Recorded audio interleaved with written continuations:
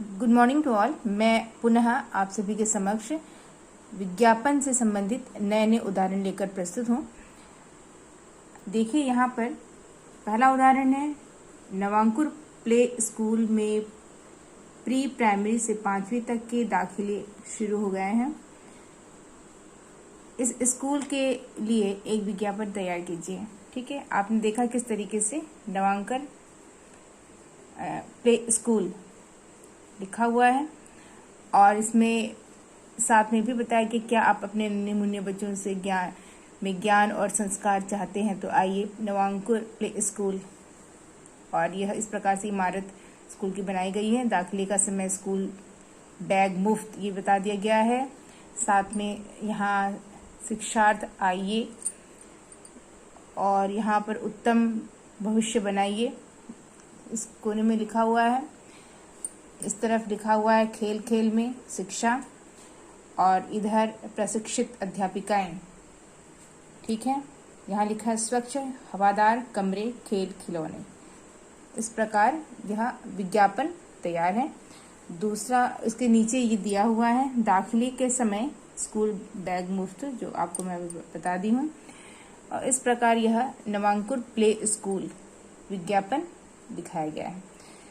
अब दूसरा है कि रुचिकर परिधान शोरूम को अपने परिधानों की बिक्री बढ़ानी है। वे सभी परिधानों पर 20% की छूट दे रहे हैं। इस संबंध में एक विज्ञापन तैयार कीजिए। तो इसमें यहाँ पर बेचना है तो बेचने की हेतु यहाँ पर सेल लिखा हुआ है। सेल है, इधर भी सेल है, इधर भी सेल लिख दिया गया है। इसे इन शब्दों के माध्यम से काफी प्रेरक शब्दों का प्रयोग किया गया है। और मनमोहक एवं मनभावक कपड़ों का एकमात्र स्थान यहाँ है रुचिकर परिधान शोरूम। इस तरफ दिया है आधुनिक फैशन, मन भावन रंग सभी आयु के लिए उपलब्ध, सबसे सस्ता सबसे अच्छा, एक बार सेवा का अवसर अवश्य दें, इस प्रकार से, और 20% की भारी छूट। और यहाँ पे सेल और इस तरीके से यहाँ पे बनाया गया है। फिर इधर भी एक नया उदाहरण यहाँ दिया गया है। ठीक है, जो आप लोग बिल्कुल ध्यानपूर्वक देख लीजिए इस उदाहरण को कि यहाँ पर किस तरीके से उदाहरण बताए गए हैं। ठीक है, साथ में अन्य उदाहरण भी दिखाया गया जो मैं आपको बता रही हूँ। देखिए, इधर भी उदाहरण है। ठीक है, इसे आप लोग पढ़ लीजिएगा ध्यान से, क्योंकि यहाँ पे कई उदाहरण है और किस तरीके से इसको प्रस्तुत किया गया है। यहाँ 5वां उदाहरण है कि उत्तर प्रदेश पर्यटन निगम पर्यटकों की संख्या बढ़ाना चाहता है, उसके लिए एक आकर्षक विज्ञापन तैयार कीजिए। तो उत्तर प्रदेश पर्यटन निगम इस तरीके से दिया हुआ है और फिर यह सारी चीज़ें विस्तारित तौर पर यहाँ बता दी गई हैं। काफ़ी लुभावने रूप में है यह, ताकि विज्ञापन देखने के बाद लोग बिल्कुल दौड़े चले आए वाली स्थिति है। छठा भी आप देखिए कि आपने अपना नया कंप्यूटर प्रशिक्षण केंद्र खोला है, यहाँ प्रवेश के लिए शिक्षार्थी आकर्षित हों, इसके लिए भी एक विज्ञापन तैयार कीजिए। तो इस तरीके से विज्ञापन बनाया गया है, जिसे आप ध्यान से देखिएगा। ठीक है, तो ये कुछ एग्जाम्पल है जो मैंने आपको यहाँ पे दिखाए हैं। ठीक है, और इसके पहले भी एग्जाम्पल हमने आपको जिस तरीके से पहले वाली वीडियो में हमने बता दिया था, तो ये एग्जाम्पल हमने इसलिए दिखाया ताकि एक आप और आइडिया ले लें, ताकि किस तरीके से विज्ञापन लिखा जाता है और उसको कैसे प्रस्तुत किया जाता है इस हेतु। अब मैं अनुच्छेद लेखन विषय पर केंद्रित ध्यान आप लोगों का करना चाहती हूँ। इसमें यह है कि अनुच्छेद लेखन आखिर है क्या। परिभाषा के रूप में अगर ध्यान दिया जाए तो किसी एक भाव या विचार को व्यक्त करने के लिए लिखे गए संबंध और लघु वाक्य समूह को अनुच्छेद लेखन कहते हैं। इसका मुख्य कार्य किसी एक विचार को इस तरह लिखना होता है जिसके सभी वाक्य एक दूसरे से बंधे होते हैं। एक भी वाक्य अनावश्यक और बेकार नहीं होना चाहिए। ठीक है, और इसमें महत्वपूर्ण भूमिका, जैसे कि अनुच्छेद अपने आप में स्वतंत्र और पूर्ण होते हैं। अनुच्छेद का मुख्य विचार या भाव की कुंजी या तो आरंभ में रहती है या अंत में। उस उच्च कोटि के अनुच्छेद लेखन में मुख्य विचार धारा जो होती है वो अंत में दिया जाता है विचार। इसकी निम्नांकित प्रमुख विशेषताएं जो है यहाँ पे बता दी गई है कि उसको किस प्रकार से आपको लिखना है, जो हमने यहाँ पे बताया है अनुच्छेद लेखन। यानी कि अपने मन के भावों और विचारों को हम प्रकट तो करते हैं, लेकिन उसको एक सुसंबद्ध तरीके से हमें यहाँ प्रस्तुत करना है। वह काफी संक्षिप्तीकरण के रूप में हम देखेंगे। यहाँ कोई विशेष निबंध नहीं है कि आप बढ़ा चढ़ाकर जिस हिसाब से आप लिख लें। तो अनुच्छेद है, यानी कि अपने भावों और विचारों को एक प्रकार से आपको कम से कम शब्दों में लिखना ही यहाँ अनुच्छेद का एक रूप है। जो कि प्रश्न जो आता है कि एग्जाम में कि 100 शब्दों में लिखिए, ठीक है, प्रायः इस प्रकार से पूछा जाता है। तो अनुच्छेद लिखने के लिए निम्नलिखित बातों का विशेष ध्यान रखना चाहिए। तो आप देखिए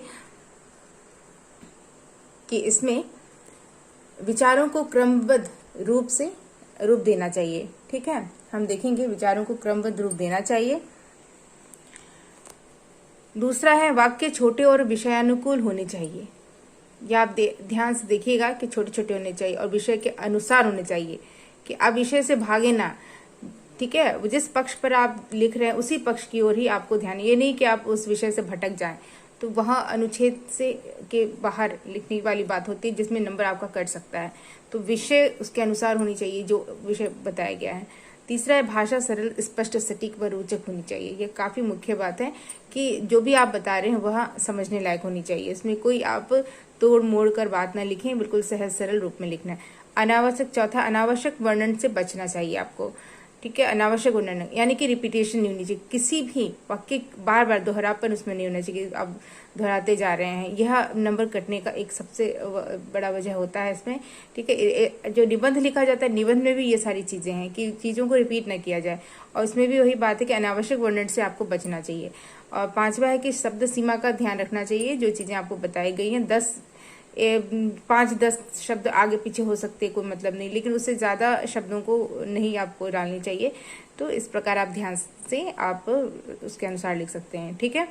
और जब सबसे दूसरी बात है कि यदि उसमें सूक्ति, कविता की पंक्ति हो, ठीक है, कोई विचार हो, विचारक की, तो ये सारी चीजें आप लिख सकते हैं एक लाइन में, बहुत बढ़ा चढ़ा कर नहीं, ठीक है। यह काफी प्रभावशाली बनाता है अनुच्छेद को। तो विषय है हम जो सामने देख रहे हैं कि हंसी का महत्व, इस पर हमें इस विषय पर हमें अनुच्छेद लिखना है। और इस अनुच्छेद को लिखने के लिए संकेत बिंदु भी दी गई है कि हंसी और मनुष्य का तनावपूर्ण जीवन, ठीक है। और दूसरा है बिंदु जो है वह है हंसने का महत्व। तीसरे में है स्वस्थ तन और मन के लिए आवश्यक, ठीक है। इस प्रकार आपने देखा है कि यह 3 बिंदु संकेत बिंदु दी गई है और इसको हमें बिल्कुल संक्षिप्त रूप में लिखना है। और इसमें एक प्रकार से कसावट होनी चाहिए कि बहुत आप विस्तारित तौर पर न लिखें, ठीक है, ये ध्यान रखिएगा। तो आइए देखते हैं किस प्रकार से अनुच्छेद लिखा गया है। आजकल हंसी भी दुर्लभ होती जा रही है। सभी के चेहरों पर अधिकतर तनाव, चिंता, दुख, उदासी ही दिखाई देती है। मुस्कुराहट का मानो अकाल ही पड़ गया। क्या आप जानते हैं एक वयस्क मनुष्य एक बच्चे के मुकाबले केवल 30% हंसता है। यही कारण है कि आजकल के तनावपूर्ण जीवन में मनुष्य अनेक घातक बीमारियों का शिकार होता जा रहा है। हंसना सेहत के लिए उतना ही आवश्यक है जितना कि भोजन करना। हंसने से शरीर का रक्त संचार बढ़ता है और अनेक प्रकार से रोगों से लड़ने की क्षमता बढ़ती है। स्वस्थ तन में ही स्वस्थ मन का निवास होता है, जो हंसी से ही प्राप्त की जा सकती है। अतः हंसो हंसाओ और जीवन को खुशहाल बनाओ, इस नारे के साथ सभी को हंसी को अपनाकर जीवन को स्वस्थ बनाना चाहिए और हंसी के महत्व को समझना चाहिए। इस प्रकार आपने देखा कि हंसी का महत्व नामक विषय पर अनुच्छेद लिखा गया है और इसमें जो भी बातें बताई गई हैं बिल्कुल वह हंसी से ही संबंधित है। बिल्कुल हंसी के महत्व के साथ साथ शारीरिक क्षमता की वृद्धि होती है, यह सारी चीजें इसमें बताई गई हैं। जो अनावश्यक बातों को यहाँ नहीं स्थान दिया गया है और इस प्रकार जो बनाया गया है, जो मानक बताया गया है, उसके अनुसार यह अनुच्छेद पूर्ण होता है। इसमें जो सूक्ति दी गई है वह भी बता दिया गया, हंसो हंसाओ और जीवन को खुशहाल बनाओ। इस प्रकार से आपने यह अनुच्छेद पूर्ण होता देखा है। इससे संबंधित अन्य और भी अनुच्छेद नए नए विषयों के साथ होंगे जो एग्जाम में पूछे जाएंगे, तो आप इसी प्रकार से लिखने का प्रयास करिएगा। असाइनमेंट आपको भेज दिया जाएगा। तब तक के लिए धन्यवाद।